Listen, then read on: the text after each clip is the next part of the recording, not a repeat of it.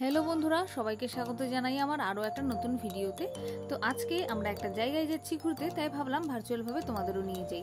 आज के रोदेर भीषण तेज और भीषण गरम, तो गरमे मुख मुछते मुछते देखो कपालेर टिप कोथाय निये चले गेছি।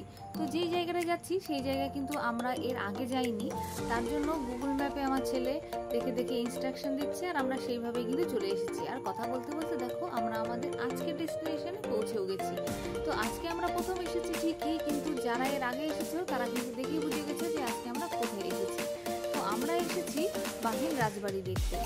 তো এখানে অনেকেই আসে রিলস বানাতে, ফটোশুট করতে, আবার কেউ বা আসে বসে ছবি আঁকতে, আবার কেউ কেউ তো 1 জানুয়ারির সময় এখানে পিকনিক করতেও আসে। তো রাজবাড়ির এই সাইডটা হলো পুলিশ ক্যাম্প, তাদেরই এই যে জামা কাপড় নিয়ে দেওয়া আছে। তো এই সাইডটা সিকিউর করে রাখা, আর উল্টো দিকের সাইডটা দিয়ে কিন্তু ভেতরে ঢোকা যায়, সেদিক দিয়ে আমরা ভেতরে ঢুকে ভেতরটা একটু ঘুরে দেখবো।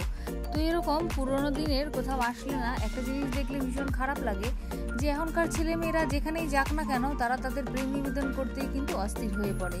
তারা ভাবে যে তারা দেওয়াল খোদাই করে লিখে রেখে যাবে আমি তোমাকে ভালোবাসি বা হেনা তেনা, তাহলে বুঝি তাদের প্রেম কাহিনী অমর হয়ে যাবে।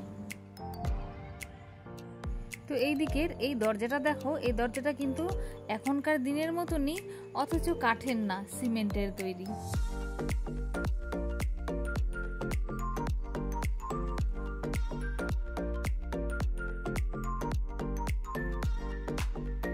এই বাহিন রাজবাড়ি কিন্তু নাগর নদীর কিনারে।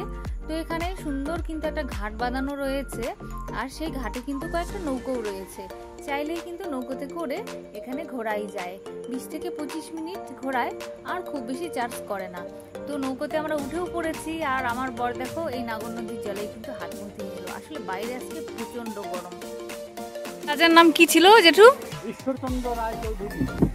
জমিদার ছিলেন। জমিদার বাহিন জমিদার বাড়ি, যেটা নাগর নদীর।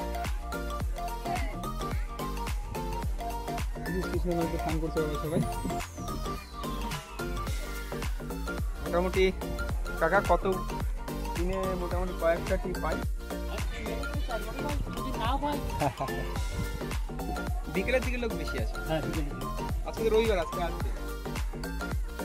ও আচ্ছা, এই নৌকাটা গরম হয়ে গেছে জন্য জেঠু এই যে জল দিয়ে দিয়ে এইভাবে ঠান্ডা করে দিচ্ছে।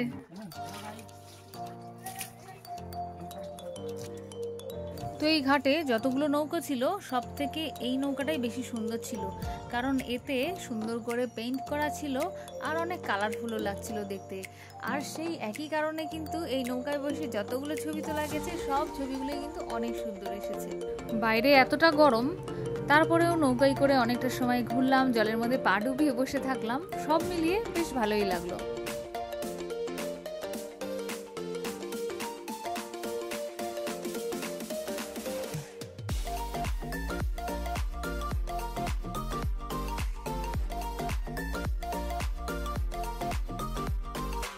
তো সবকিছু মিলে আমাদের আজকের দিনটা তো বেশ ভালোই কাটলো, আর আমার ভিডিওটাও কিন্তু এখানেই শেষ করছি। দেখা হচ্ছে খুব শিগগিরই আবারও নতুন কোনো ভিডিওতে। ততক্ষণ সবাই ভালো থেকো, সুস্থ থেকো, আর ভিডিওটা ভালো লেগে থাকলে অবশ্যই লাইক কমেন্ট শেয়ার করো। আর আমার ভিডিওটা যদি তোমরা ফেসবুক থেকে দেখে থাকো পেজটিকে ফলো করে দিও, আর ইউটিউব থেকে দেখে থাকলে চ্যানেলটিকে সাবস্ক্রাইব করে দিও।